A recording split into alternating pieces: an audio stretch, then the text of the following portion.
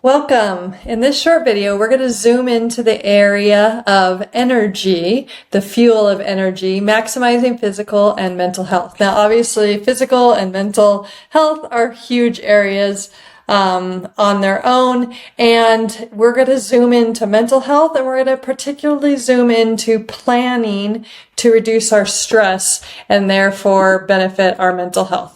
Okay, so our tool is going to be talking about boundaries in this lesson.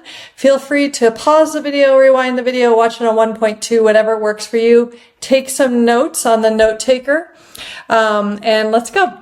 So the learning objective is understand how small intentional planning practices can reduce stress and help you reclaim your energy without adding more to your to-do list. Now, teaching is exhausting.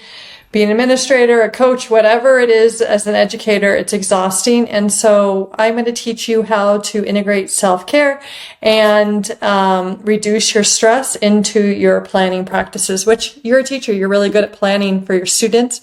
We're going to focus on doing the same for ourselves today in this video. And so there's 4 planning tools that I'm going to discuss to boost your energy. That's handwriting, boosting your focus, planning, reducing your stress, integrating self-care, and time blocking and crossing things off. Do you love to do that? I love to do that. And so let's talk about first planning, okay? One thing is, if you want to plan on paper, like my notepad that you have at the table, take some of those home with you. That actually physical act of handwriting boosts your focus, and therefore you get more feedback from the brain, especially if you use pencil, crayon, or felt tip markers. But by writing by hand, it activates your focus, clarity, and mindfulness. So try it out. Get off the screen and actually write with your hands. Handwriting gives you a sense of calm and control. You get better memory and intention. So that's why it's good to have your students take notes by hand. My students always in my modern classroom took student notes by hand. And it's a really good way to start your day, like with a journal or with a planning sheet, because it really grounds you and gets your brain active and going. It matters because it activates the part of your brain linked to focus, attention, and emotional regulation, your prefrontal cortex. Okay, so some ways to practice are to start your day with one handwritten goal or intention or affirmation.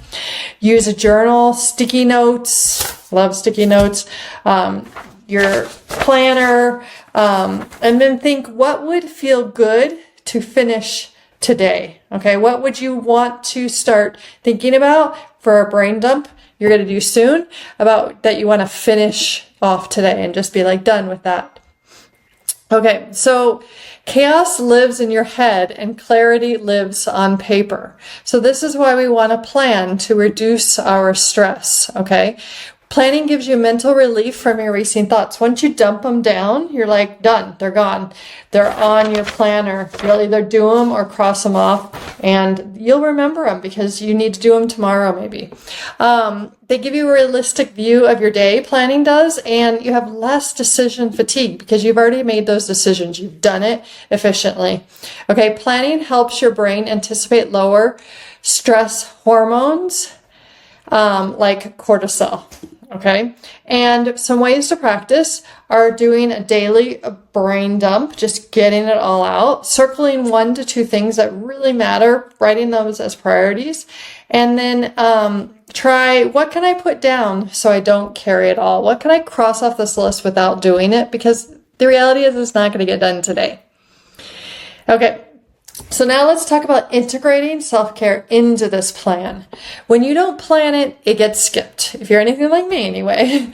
So what I'm going to advocate for today is that you actually put your self-care into your daily plan. You plan your breathing, you plan your walking to get a banana out of the refrigerator, whatever it is. Planning self-care gives you micro moments of joy and regulation, okay? Just walking over to somewhere, taking a look out the window and coming back is self-care.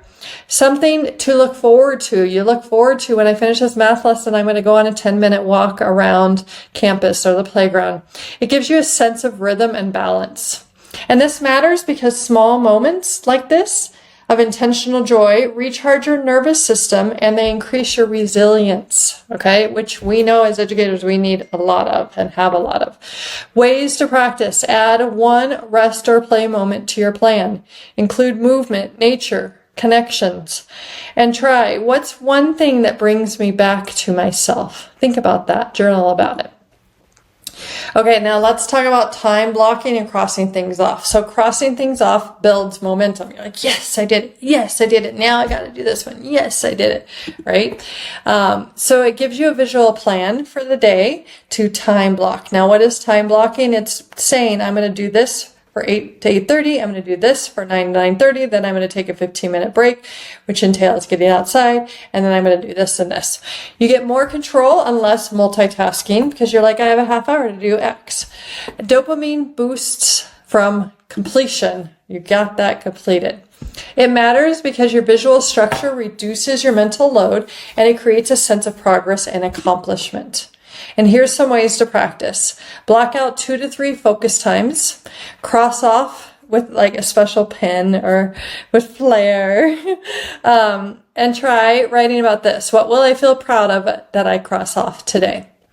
So we covered 4 planning tools to boost our energy. As educators, we need to boost our energy. We need to be on a lot. So these 4 strategies will help you. Handwriting, boosting your focus. Planning reduces your stress. That's kind of our big one here. Integrating self-care into that planning and time blocking and crossing things off. I'll be wandering around. You're going to get started on the choice board now. And yeah, see you soon.